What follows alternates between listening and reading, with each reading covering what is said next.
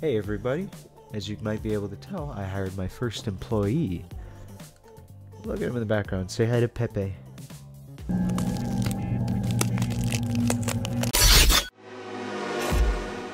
DeadHatz. So, 2 days ago, I saw a Wendigoon video pop up, or was it 3 days ago? I saw a Wendigoon video pop up talking about Skinamarink.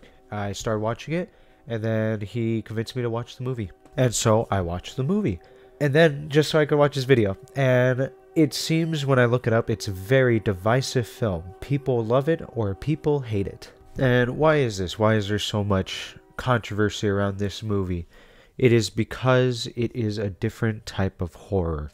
Something that hasn't been shown to many mainstream audiences.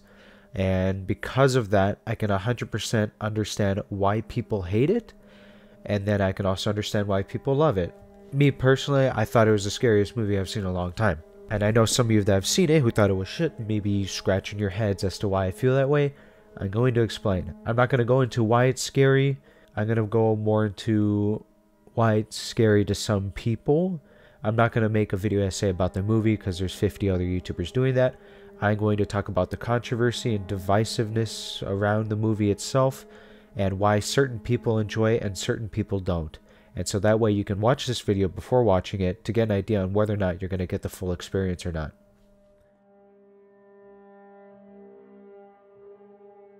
Oh, but that's... I saw the movie and it was so shit. It was garbage. It was literally staring at wall for 20 hours, waste of money. To some of you, that may be true. To others of you, that may be a totally different experience than what you have. I think in order to understand the movie, you have to have some prerequisites.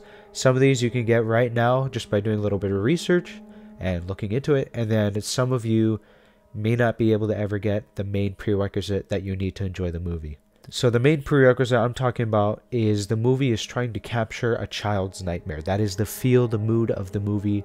And for those of you that had never had really bad nightmares as a kid, or really scary experiences as a kid, not like, oh, you know, like my house was being robbed when I was a little kid type scary. I'm talking like you're laying down in your bed and your closet door is open and you're seeing stuff in the closet and you're too scared to get up to go close it, and at the same time you're too scared to even move, almost like sleep paralysis. That type of scary. If you've ever had moments like that as a kid, this movie will probably be scary to you. Those of you who have never had experiences like that, I'm not saying you never experienced, you know, like fear as a kid, but just something that can be a little obscure like that, because I doubt everyone had that, and that combined with horrible nightmares as a kid, you probably won't enjoy this film. That is one of the prerequisites you really kind of need, is that childhood fear of the dark. And I feel like a lot of people who've seen it and have never experienced that, the movie can't tap into that nostalgic fear because they've never had it. Whereas other people who have had experiences like that, the movie is trying to tap into that part of your brain, that nostalgic fear part, and that's why I feel like it'd be more scary to those people, such as myself. Like, I swear, my first house was haunted back when I was a little kid. I used to live in this old house. It was pretty old, and basically it had a second floor, regular floor, and a basement.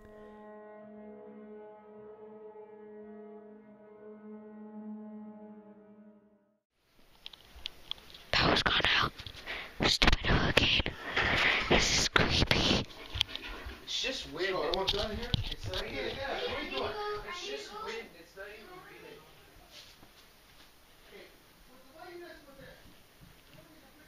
Oh, good. Right in my eyes. Sorry.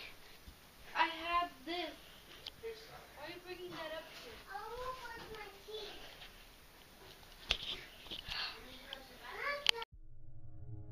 The movie helped remind me of just memories I had where I was playing in the basement and I'd fall asleep down there because I was a little kid. I'd wear myself out and I'd wake up. The only thing lighting up the room was the TV down there, the little box TV down there, and you have a bit of a walk to go back upstairs. And as a kid, I would be too scared to go back upstairs, and I would sit by the comfort of the TV just trying to fall asleep again until the morning. And this movie really resonates that type of fear you have of being able to go anywhere that is like dark and mysterious and you're not entirely sure of what could be hiding in there. So that's the main prerequisite I feel like people need to really get this movie. If you don't have that and you go to watch it, you may be wasting your money. I'm not saying to not watch it. I would support it because I like the movie, but I can understand people who didn't like it.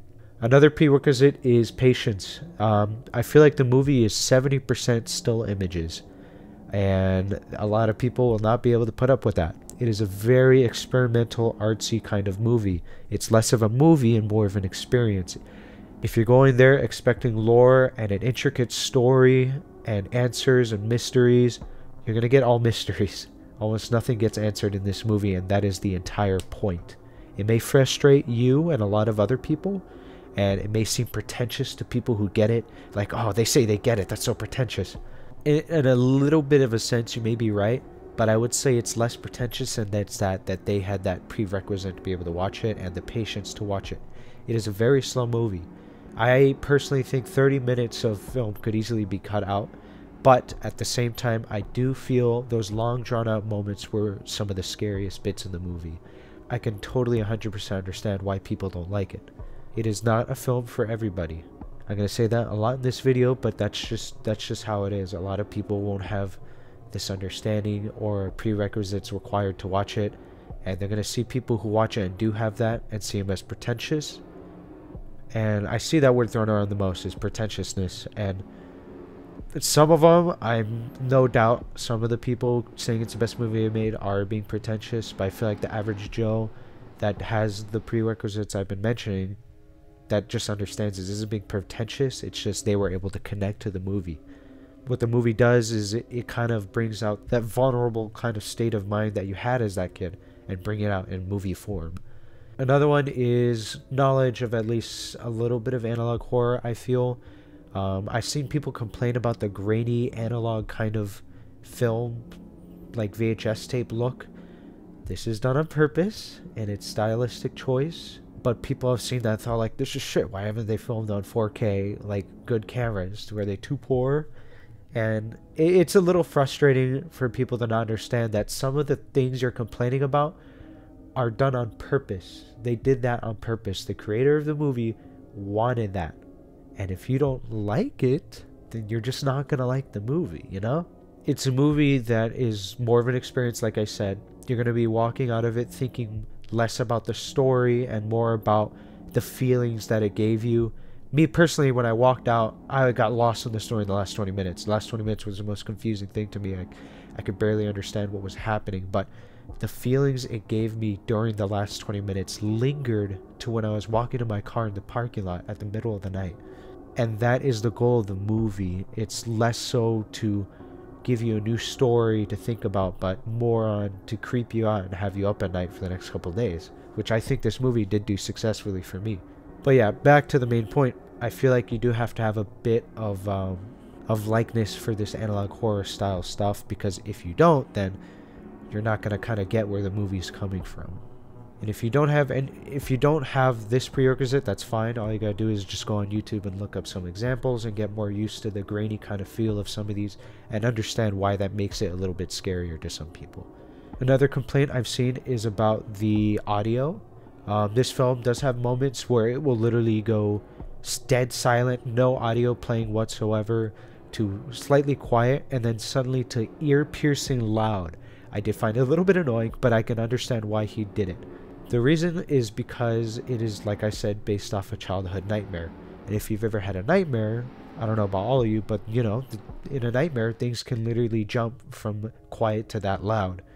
Usually you like wake up right after, like in a panic, but that's just how this kind of stuff works. And so I know that it may feel like bad mixing and like an amateur did it, but like I said, this is a purposeful choice to help capture the feeling of that childhood nightmare. If you can accept that, I think you can go into the movie and experience it. If you also had some of those other prerequisites I mentioned. I made this video because I know a lot of people are wasting money seeing this movie that they won't like, and then they're gonna waste their money on it, and they're gonna see that they don't like it and then proceed to shit on the movie. It's a very targeted movie to a very niche audience. And because it's less of a movie and more of an experience, it's hard to compare it to other movies. There's some movies you can watch and say it's objectively bad or objectively good, even though I think everything's subjective when it comes to art. But you know, there's obviously some mistakes you don't make and stuff, and I feel like since this movie is so different from the norm, you can't compare it on the scales of your average Hollywood movie. For example, if you try and compare it to, let's say, Sinister. Sinister is a movie with a plot, story, characters that you follow along with some scares towards the end of the movie. That's why I say I can totally understand if you dislike the movie, just like I can understand if you love the movie. But I'm hoping to get this video out there to let people know that this movie is targeted to a niche group of people. That is why you see all this divisiveness around it. You know, you see reviewers, some of them are really connecting with it, and then other ones are saying it's a dog shit movie. And me personally, I liked it. I thought it was quite scary, but I can see the flaws for someone who doesn't have that connection to it like I did and some other people do. But that's pretty much all I had to say about the movie. I just wanted to say something that can help the average Joe out on deciding whether or not to see in theaters. If you want my recommendations on watching it, if you're seeing it in theaters, I would say that's the best way to watch it, because they got the good speakers and the good like ambience in there. If you're gonna watch it at home, I would recommend watching it because it's an experience and not just a movie. I would definitely recommend watching it in the dark, as late as possible, alone. If it's on a TV, just have it pretty loud up. And if you're watching on your phone, I would definitely have some headphones in, but maybe not too crazy because it probably might be able to blow like your eardrums out. But I feel like that it will give you the best viewing experience. Obviously you can watch it any other way, but because it's an experience, I feel like these things have to be done. If I were to watch this movie in the middle of the day with my family running around on my TV, I would not get the same experience as I did if I did the instructions I just kind of gave out. If you've seen Skinamarink, what did you think of it? Did you hate Skinamarink? Explain why in the comments. I just wanted to kind of make a video because everyone's breaking it down and talking about the secrets and trying to debunk it. And I just wanted to do something a little different to kind of not necessarily warn people, but let people know that, hey, this movie's not for everyone, and here's why it's not for everyone. I can understand if you liked it or didn't. But yeah, that's about it. I just wanted to get this cool little video out. I'm currently working on another video covering this pretty neat series I found, but I may have to take a detour on it because I do plan to do a Valentine's Day special. You'll see what it is soon enough. But yeah, thank you guys for watching. DeadHatz out. Also, check out my other videos. They're pretty cool. This feels weird. This feels very weird. Howdy, everybody. DeadHatz in front of the green screen here with my dear employee, Pepe. I'm not grabbing him by the throat. I treat my employees very well. Isn't that right? Please help me! He has me hostage! See what I mean? I don't treat him bad at all. Get back in your corner. But yeah, today I wanted to show you guys the ARG Digest magazine made by some people I know, worked very hard on it, and basically it's a magazine where you can read all about ARGs.